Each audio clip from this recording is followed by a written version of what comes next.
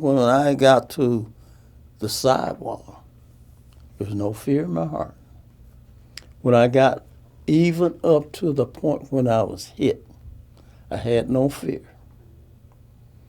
When I hit the sidewalk, my mind was on going to the courthouse, drinking out the white fountain, going to the white restaurant. Maxie Thomas was born in rural Alabama, deep in the heart of the Jim Crow South. He grew up in Tuscaloosa, a town he would try to leave 3 times, but was always drawn back to every time he left. A town where he chose to make a stand for one simple reason: to make Tuscaloosa a better place for his children than it had been for him. My father at the time, he was a person that was employed by a timber corporation or business that cut timbers on private property, and then we moved from place to place. My mother decided that she didn't want to move anymore, so we settled here in Tuscaloosa. That was in the 1949, 48, 49 period. I grew up where the Bryant Conference Center is now. Today it is Bryant Drive, but it was 10th Street. And it's one peculiar thing about this community is that most of the blacks that were located in this area, most of them was employees of the University of Alabama or Bryce Hospital. So the establishment had a workforce that is close to the job. So we didn't have to catch the bus or do anything else. We could all walk to work wherever we wanted to. The area that we grew up in was called Daly Bottom. If you're traveling down Bryant Drive, you'll see a marker there that says Daly Bottom. It was almost a self-contained neighborhood. We had grocery stores and laundry mats and restaurants and that kind of activity in this small community. My mother, she was working on University Boulevard. It was a skating rink there. And we always had to go, if we had to go to the skating rink for any reason, we had to go to the back door, and I always wondered about that. In 1898, the U.S. Supreme Court ruled in Plessy v. Ferguson that separate but equal was the law of the land. That meant that it was legal to force African American people to have separate schools, separate restaurants, water fountains, movie theaters, and even separate rules when it came to trying on clothes. If a black try on a dress or a shirt or something like that, you had to buy it. There was no ifs, ands, or nothing buts about it. You had to buy it. Every black boy growing up in the Jim Crow South knew the dangers of stepping out of line, or what the law said was out of line. Mr. Thomas's mother would be a guiding force in the lives of her children. You know, my mother just kind of prepared us to survive. She prepared us for the future, but she prepared us to survive. We was always taught that if we get in a situation, you have to try to get yourself out as quickly as you can and without doing your body getting injured. So that stuck with me for a while, long time. Maxie Thomas's mother's wisdom to always be able to get yourself out of any situation was there for him one night when Maxie and his friend were walking home from a basketball game. His name was Harold Van Hoos. and it was almost 7:30, 8 o'clock before the game was over. So we were going to walk home. So we proceeded down 15th Street. And at the time, 15th Street that crosses the railroad, it was there was not a viaduct there, so we had to walk across the railroad tracks. When we got across the track, policeman pulled up, said, "Where you niggas going?"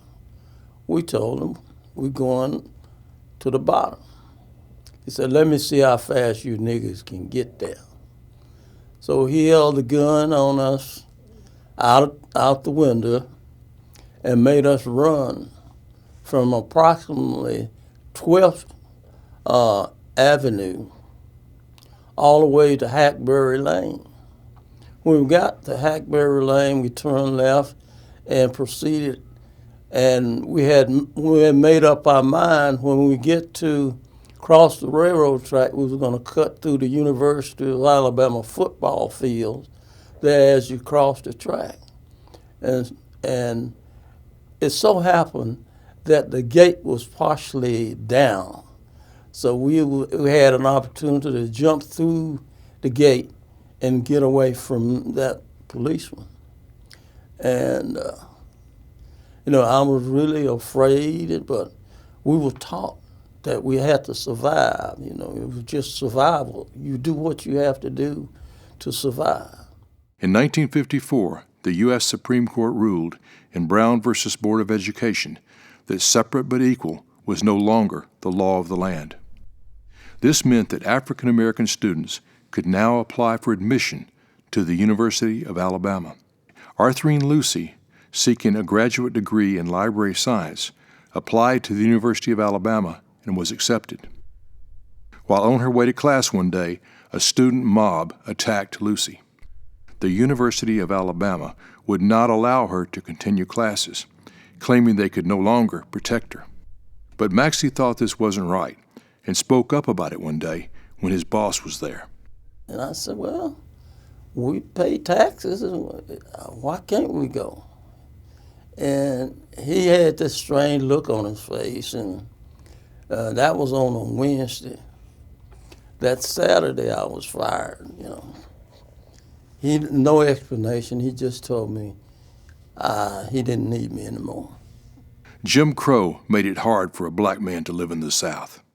Since the 1920s, African American people had been escaping the South to Chicago. Maxie thought Chicago just might be the promised land. And when his brother, who lived in Chicago, was visiting, Maxie thought Chicago might be the life for him. Tuscaloosa had a bitter taste in my mouth because of the way we was treated. And I remember we leaving here, going through Northport, and we hit 82 and going over to Columbus and on up to Chicago.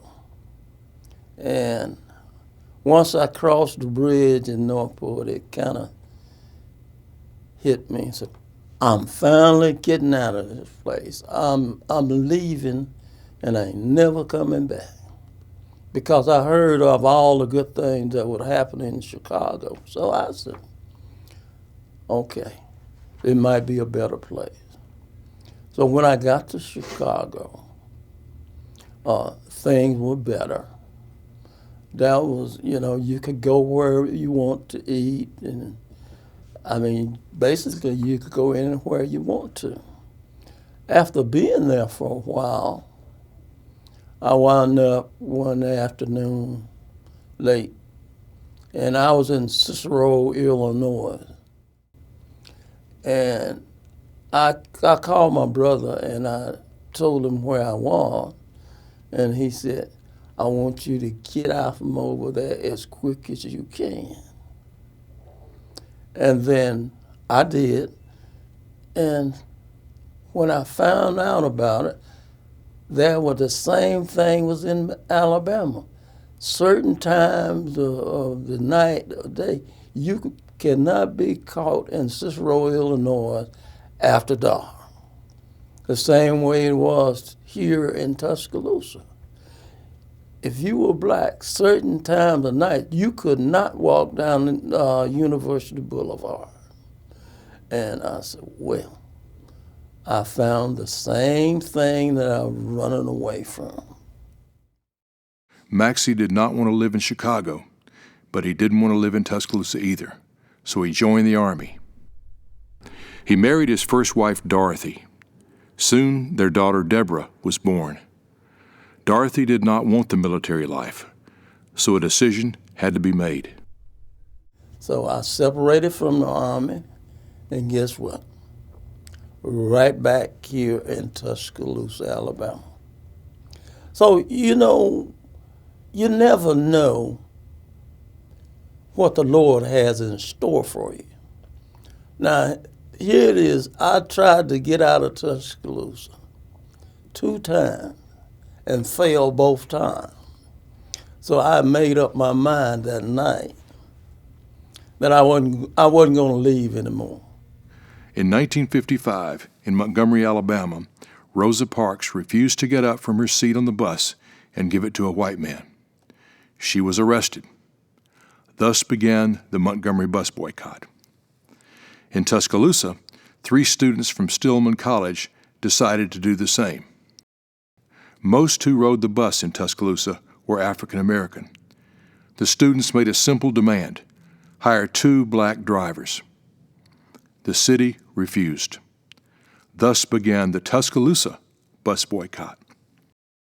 During this same time, the African American community asked the downtown merchants to hire black cashiers instead of only offering jobs as janitors and maids. The merchants refused. The boycott of the downtown stores began, and with it, the beginning of the civil rights movement in Tuscaloosa. Maxie's first wife, Dorothy, had passed away. He and his 3 children moved in with his mother. Maxie knew that blacks could be fired for being part of the movement, so at first he was cautious. I was kind of on the fringe of the movement. You know, I would attend the mass meetings on Monday, but you know, I had a job at the Central Foundry. So one Monday night, Dick Gregory was the speaker for that night. And knowing Dick Gregory, he fired that meeting up that night. I was pumped up. I was ready to go. And after it was over, me and my cousin James Youngs and Joe Davis and some of the guys went down to talk to Mr. Gregory and tell him about the good things he's doing and thank him for being a part of the movement. And he looked at me and he says, let me tell you something. He said, in a few minutes, I'm going to leave here. I'm going back to Birmingham. And when I leave Birmingham, I'm going to Chicago. It is not what I'm doing or will do. It is what are you going to do when I leave here? At that point, I was all in. I was all in. I knew I had to do it. Martin Luther King Jr. was the head of the SCLC, the Southern Christian Leadership Conference. They believed in the power of nonviolent protest. Maxie wanted to be part of this protest for one reason: to make the world a safer place for his children. The SCLC trained the marchers in nonviolent protest. They taught us how to encounter a hostile person or a hostile force. They taught us not to fight back. Young people would go into, say, Crest, and somebody on the second floor at Crest is squirting acid on them. And, you know, that will make you mad. So you just had to take it and move on. So it was just how to deal with nonviolence. The most important thing was you wanted to protect the female. Cover her up the best you can. If you if you're gonna take a lick, you're gonna take it anyway. So you go down, you cover her up, and whatever happened, happened. But what you want to do, you want to save the female. You don't want her to get hurt. On June 9th, 1964, there was a March for Civil Rights in Tuscaloosa, Alabama. More people went to jail that day than on Bloody Sunday in Selma. More people went to the hospital that day than on Bloody Sunday. It was a day in Tuscaloosa history that would come to be known as Bloody Tuesday. Actually, that Monday night, I made up my mind I was going to be a part of the demonstration on that Tuesday. That morning, I just got up and left the house. I didn't tell her where I was going, nowhere, nothing. I just left. And me and my brother, my cousin, James Young, we decided that we was really going to go down and march. We went in the church and we had prayer, and at that time you could see a lot of white folks gathering at the church. And so then it hit me. Once we was assembled in the church, it hit me. Said, my Lord, what have I got myself into now? Mind you, my wife had died. I had 3 children at home. And it was only me and my mother to take care of them. Now, if anything happened to me, how can my mother raise my children? What's going to happen? And I decided that I was going to march anyway.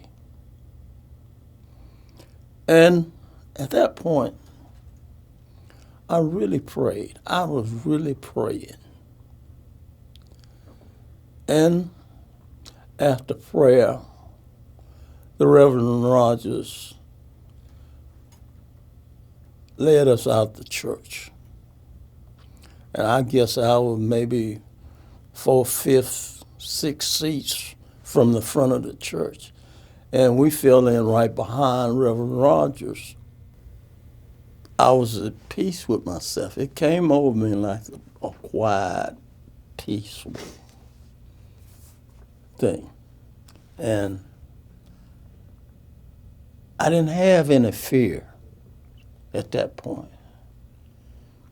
And Reverend Rogers, after the prayer, he led us out of the church.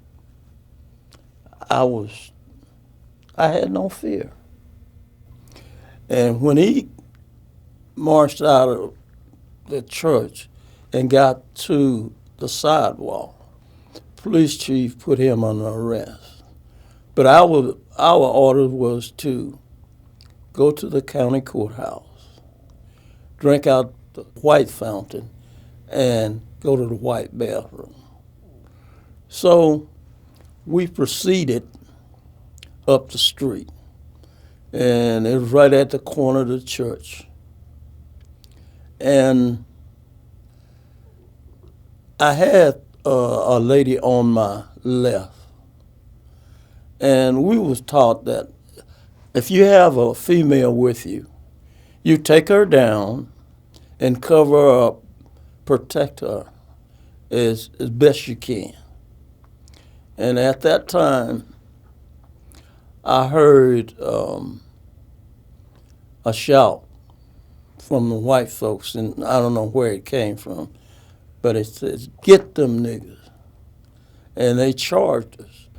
when I was trying to get the lady on my left to go down, and she was slow by getting down. And by the time she went down, I looked up and I saw, I don't know, it was a baseball bat or nightstick or whatever it was. It hit me right there, and it just split that all the way back to here.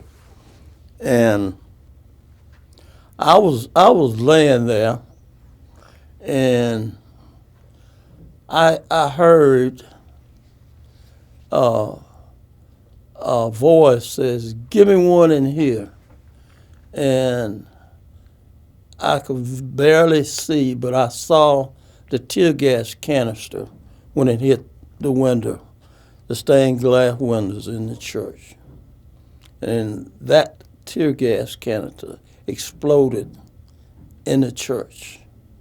In fact, one of the young ladies in the church was hit. And at that point, they took me up and threw me in the back of the paddy wagon, the police transport. They call it paddy wagon during that time. And on the way to the jail, they arrested some females, and one of the ladies that was in the group was my classmate. Her name is Dorothy Turner, and she took her blouse and made a tourniquet to stop the bleeding. And when we got to jail, the females went one way, the males went the other way, and by that time it started back bleeding. Once I got upstairs in the jail, some of the guys that was in the jail, Moses Lacey and Albert Ike and some others, was in the jail cell.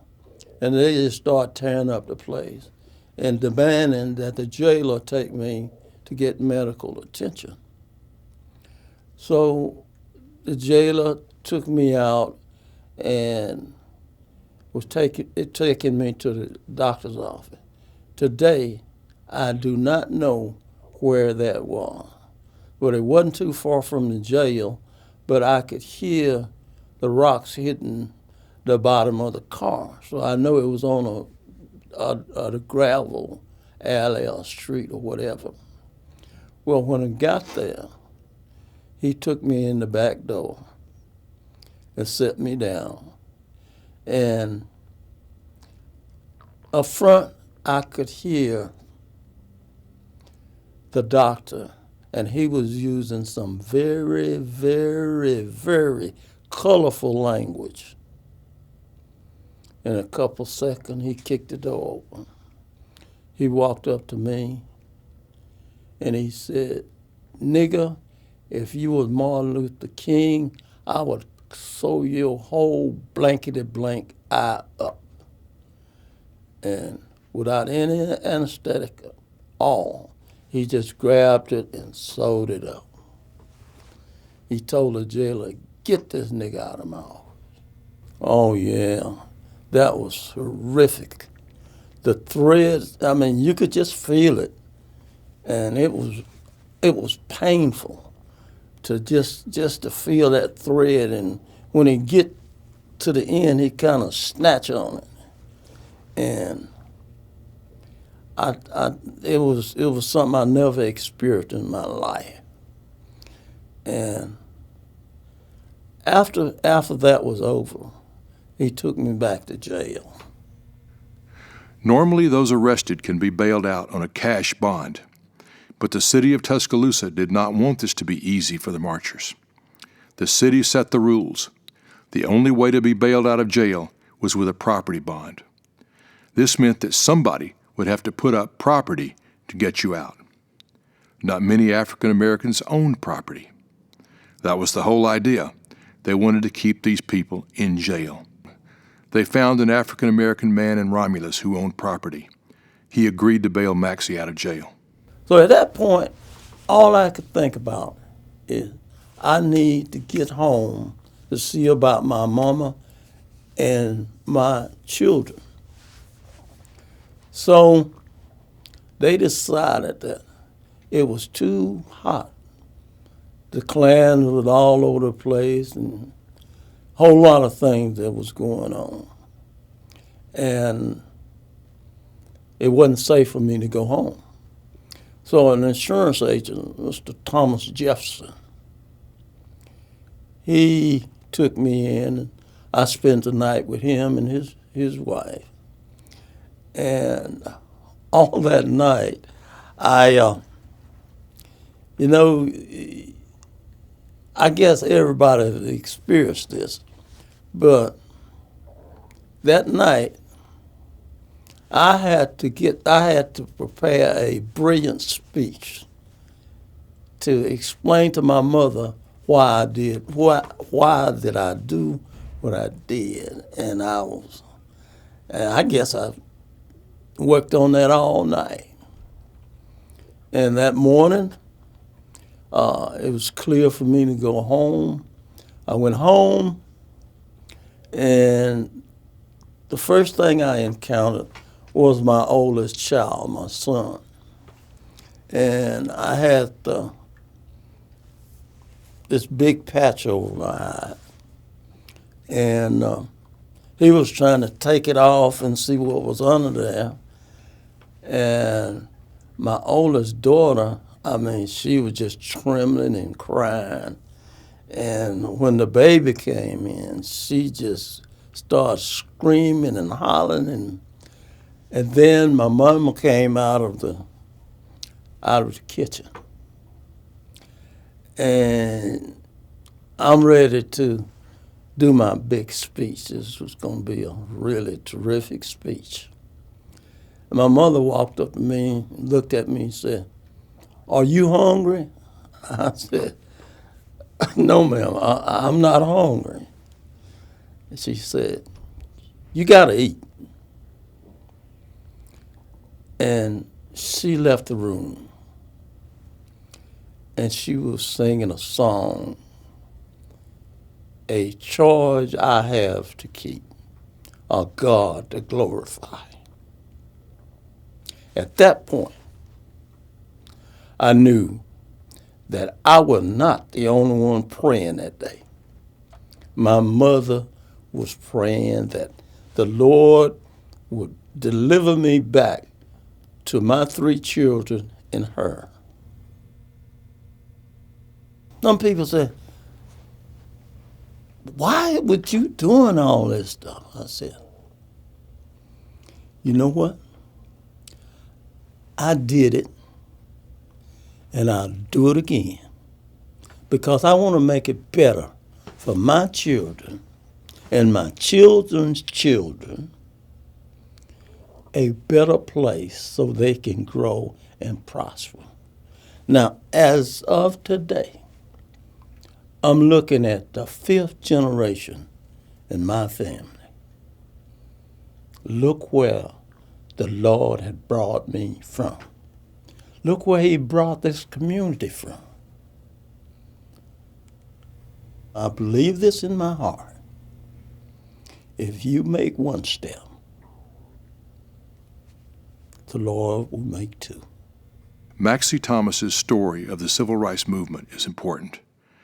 But equally important is the story of what Mr. Thomas did after he was fired for being part of the movement. It was a kind of unwritten rule at Central Foundry. If you were in the movement in any significant way, that they were going to get rid of you. They had a union at the time, and it was kind of hard for them to kind of dismiss you. But they'll find a way to dismiss you. Well, after I got hit, then the foreman, we just couldn't get along. And he found a way to fire me. Remember when a younger Maxie Thomas was fired for suggesting that Arthur and Lucy had the right to go to the University of Alabama? In that job, he learned to fix televisions and radios, and that was the answer. I started word of mouth. I was telling him, you got a radio you need fixed. You got to be at work at 6. I'll be at my shop at 4 o'clock in the morning.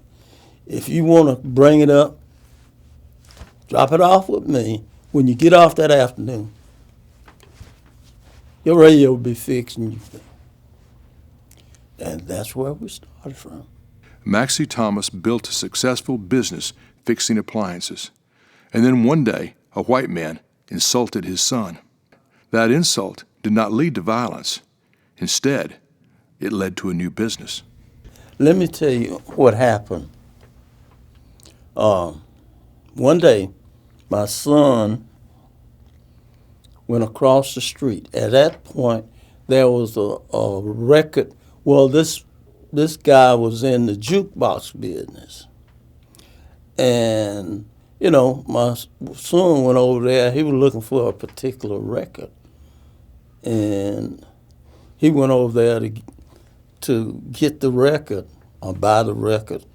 And the guy told him that he couldn't be looking through the record, tell him what he wanted, and if you can't do that, nigga, get out of my store. So he came back across the street and told me. And I told him, don't worry about it. We're going to get in the record business. I had married again at this point. My wife had the cannon ability to remember a whole lot of things. And she always was monitoring the radio. And if there's a record that is played on the radio, she could remember what it was, who it was. And we built up the business about. And our motto, if we don't have it, we'll get it right away. And a lot of the people would be listening to the radio, and they could just give my wife a phrase. She knew what it was. And we had a shop downtown Tuscaloosa, McCoy Village in Northport, H.S. Crest in Montgomery. We had one in Montevallo. And then we had one briefly in Gainesville, Alabama.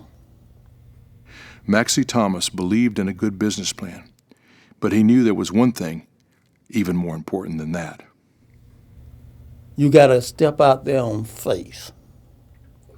And all the time, right now, I sit back and I think about it. And there's another spiritual that I remember, and I just shake my head. And the title of that song was, Look Where He Brought Me From. And I can relate to that. Look where he brought me from. He brought me from $1 from poverty all the way up 4, 5 stores, doing good. But I always remember the Lord brought me. I thank you, and I hope that this will help the human family to realize your dream. Have faith in God, and you will be successful. Look where he brought me from. Yeah, look where he brought me from. Brought me